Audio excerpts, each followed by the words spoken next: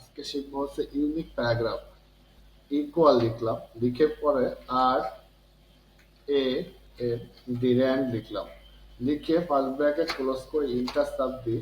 অনেক বড় একটা লেখা উঠছে যেটা 185 ওয়ার্ডের এবং 85 থেকে 87 ওয়ার্ডের এই প্যারাগ্রাফটা লেখা আছে। একটা প্যারাগ্রাফ যদি লিখতে চাই, সেই প্যারাগ্রাফটা হচ্ছে equal R A N D dot O L D old লিখে যদি ফার্স্ট ব্র্যাকেট ক্লোজ করে ইন্টার লিখি, তাহলে আমরা আরেকটা প্যারাগ্রাফ পেয়েছি। যে প্যারাগ্রাফটা হচ্ছে আমাদের এই প্যারাগ্রাফটা, এই ইংরেজির একটা লেখাটা অনেকবার সে রিলাইজ করে অনেকগুলো কপি পেস্ট করছে।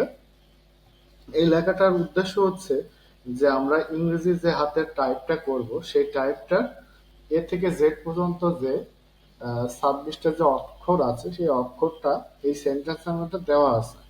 এটা যে যত বেশি লিখতে পারবে তার জন্য তত বেশি সে কিবোর্ডটা প্র্যাকটিস করতে পারবে।